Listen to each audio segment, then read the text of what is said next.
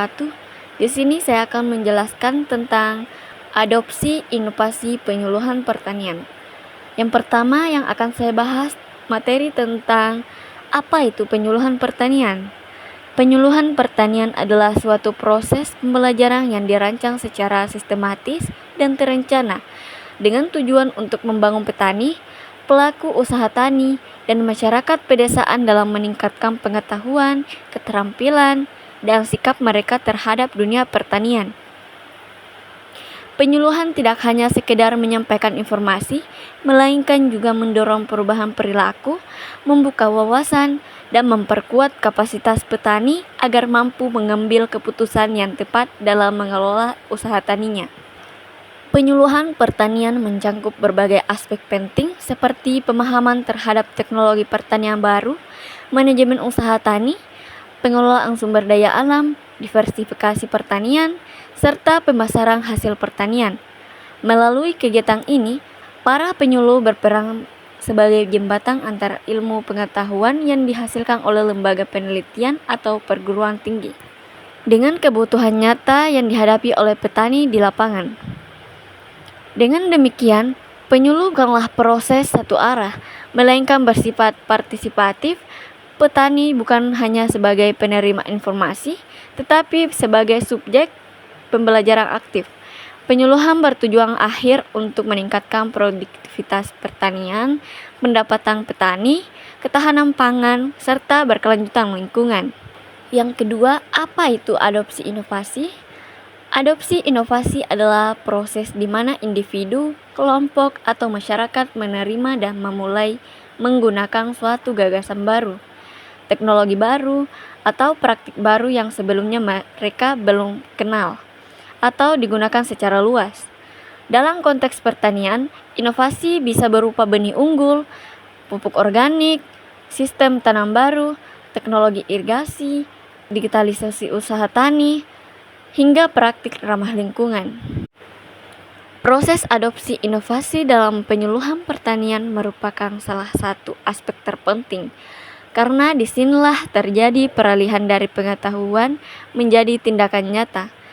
Petani yang sebelumnya tidak mengenal suatu teknologi, melalui penyuluhan yang aktif, akhirnya tidak hanya memahami teknologi tersebut, tetapi juga mendorong untuk mencoba, mengadopsi, bahkan menyebarkannya ke petani lain. Adapun tahapan proses adopsi inovasi. Menurut teori Rogers 1962, proses adopsi inovasi terdiri dari 5 tahapan utama. Seperti pada tahap yang pertama, tahap kesadaran.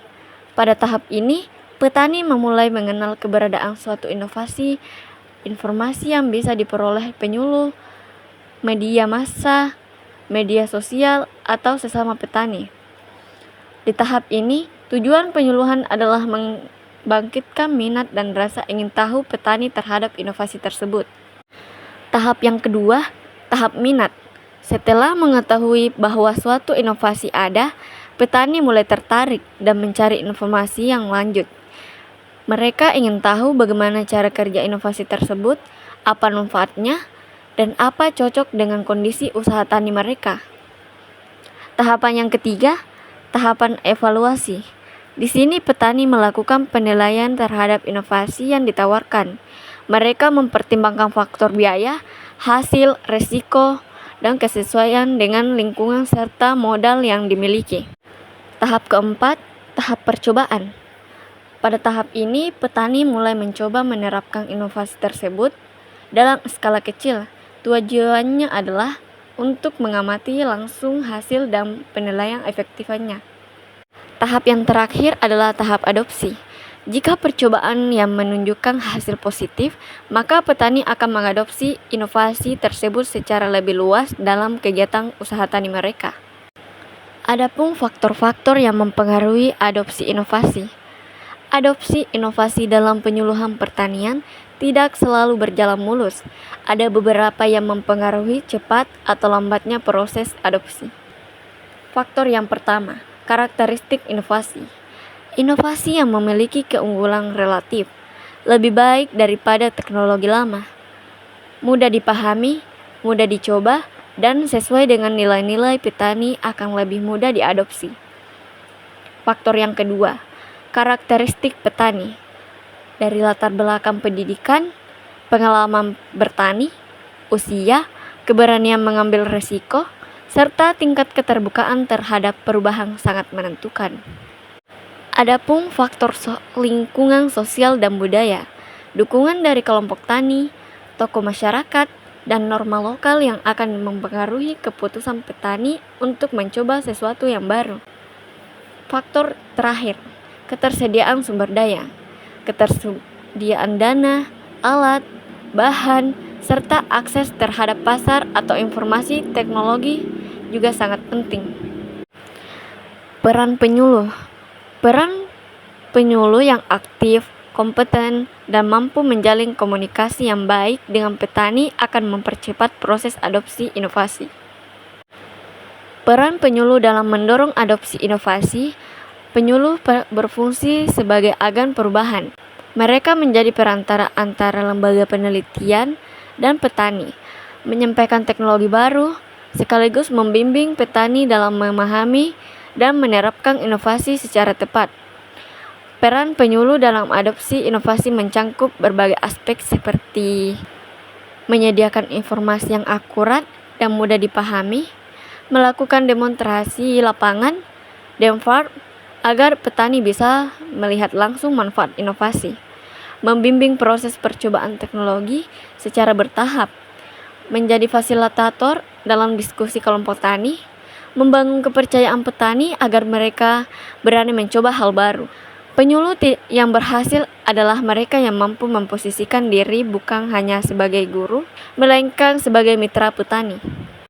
Dari faktor-faktor tersebut, ada pun contoh-contoh adopsi inovasi lapangan. Yang pertama, penggunaan varietas padi unggul tahan hama di lahan sawah yang rentan serangan wereng. Yang kedua, adopsi pertanian organik dengan memanfaatkan pupuk kompos dan pestisida nabati. Yang ketiga, digitalisasi pertanian melalui aplikasi pertanian yang membantu pertanian dalam memprediksi cuaca dan harga pasar. Yang keempat, sistem tanam jajar legowo yang terbukti meningkatkan produksi padi. Yang kelima, penggunaan irigasi tetes di lahan hortikultura untuk menghemat air.